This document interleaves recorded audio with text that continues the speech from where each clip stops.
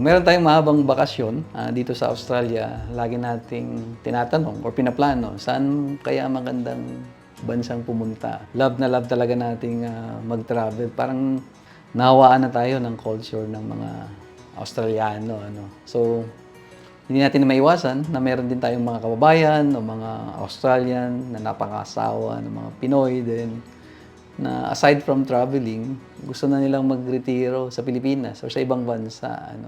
Kung ikaw ito, hindi ka nag-iisa. Kasi ang dami-daming Australiano, ang mga Pilipino na gusto ring magretiro sa ibang bansa o maaaring sa Pilipinas. Nasa record ng Australian Bureau of Statistics na bago mag-COVID ito, na around 9,000 ang nagretiro sa ibang bansa. And this is every year.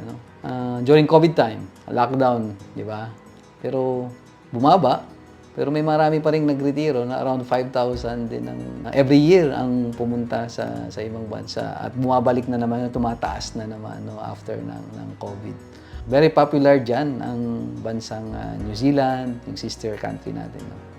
Italy, Greece, sa Asia naman, dami nating kababayan o mga Australiano na nagre-retiro sa Thailand, Malaysia. Of course, hindi mawawala dyan ang Bali. Ang dami-daming Australiano doon. Pag nandun ka nga, parang nasa Australia ka nasa Bali. Vietnam, hindi na rin nawawala ang Pilipinas. Ang dami na rin kababayan natin na gustong mag-retiro sa Pinas. At bakit? Number one reason dyan yung family ties. Parang pag tumatanda ka na yata, you want to be surrounded by your relatives and family members. Mga kapatid. Siguro, lalo na kung may mga naiiwan pa sa country of birth mo. May mga, alam natin, may mga kababayan tayo na nadala niya lahat ng kanyang pamilya sa Australia. So, maring gusto nila magstay sa Australia. Pero marami pa rin na naiwan. May mga ayaw pumunta sa Australia. Kami, 6 kayo magkakapatid.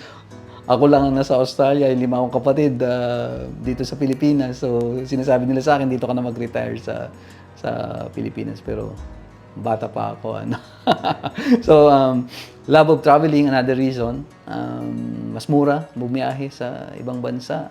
So, gusto na nilang tumira doon. New experiences, new culture, warmer weather. Sa Melbourne ako ng 15 years. Di ba, pag nagkakaedad ka, parang naiinis ka na sa lamig.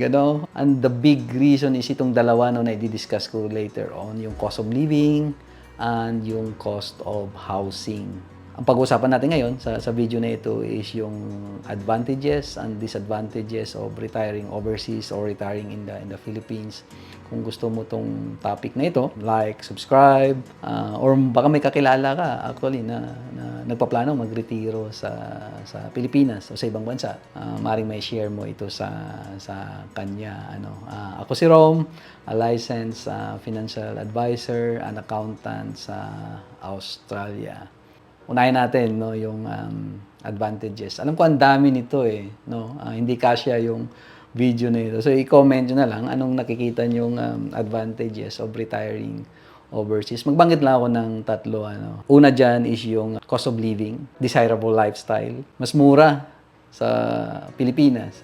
Sa Australia, according to Australian Superannuation Funds Association, to live comfortably in Australia, provided na bayad ang bahay mo at you are healthy, you need 72,000 in today's recording, March 2024. So in today's money, sabi nila, 72,000 ang kailangan mo. 72,000 Australian dollars to live comfortably in Australia. So kung may calculator ka, i-convert naman ito. So yun ang gagastusin mo sa Australia. Dalhin mo kaya yan sa Pilipinas. So multiply it by 37 ba ngayon? So maring ang daming pwedeng gawin with that amount of money. So that's the number one advantage. Number 2 is the property prices. Masyado nang mahal dito sa Australia. Sydney, maring 1 million na, $1 million to buy property. Melbourne, 800,000. Dito sa Pilipinas, maring mas mura. Makakamura ka. So kung meron kang malaking amount of money from your superannuation, you can buy a property na lower as compare dyan sa Australia. So, Like for example, I purchased a property in Azure North, developed by Century. Ito sa San Fernando, Pampanga. Hindi ito sponsored, yung video na ito hindi sponsored ng Century. Pero baka naman. I purchased around 130,000 Australian dollars with the world-class na amenities, no? Swimming pool, gym, security, cleaner, and everything, no? So, for 130,000 dollars lang. It's a good investment as well. So, parang binili ko siya 5 years ago. So, sabi nila halos nagdoble na raw yung value niya. So, yung mga nagpaplanong mag-retire, so, kung 5 years to retirement pa lang kayo, 10 years to retirement, at gusto niyo sa Pilipinas, why not buy a property straight away? Huwag niyang antayin, no? Kasi, maaring dumoble na yung value. Next reason is yung affordable na healthcare din, world-class healthcare na affordable. I'm referring sa insurances. Nagde-develop sila ng product for expat na mga insurances na kung meron ka nun, meron kang insurance na for expat, yung healthcare mo naman is parang libre. Of course, may cost yung insurance. Pero yung services naman, maring, di ba? Maring St. Luke's, di ba? Alam naman natin kung gaano kaganda yung mga hospital na yan.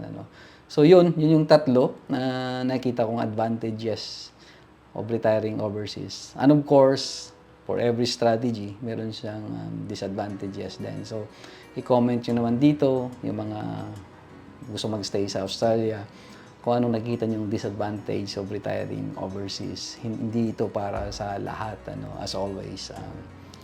Ang una dyan, nakikita kong disadvantage, it's a game changer of retiring overseas. Yung tinatawag nating forfeiture of Medicare natin after 5 years, na wala ka sa Australia.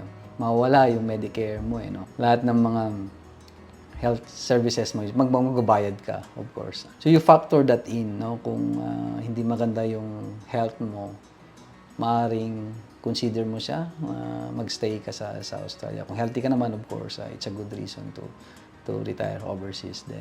So, another disadvantage is yung insurance cost. Binanggit ko kanina, maaring services nila is maganda, pero babayaran mo yung insurance nun So, yung cost niya is factor in mo siya. So, magiging part siya ng budget mo Sa Australia kasi libre itong mga ito Hindi tayo although libre siya in a way, pero 'di ba, meron tayong Medicare levy kung mataas yung sahod mo, meron ka pang tinatawag na Medicare levy surcharge. Binabayaran din natin siya actually. Pero dito, insurance, di ba?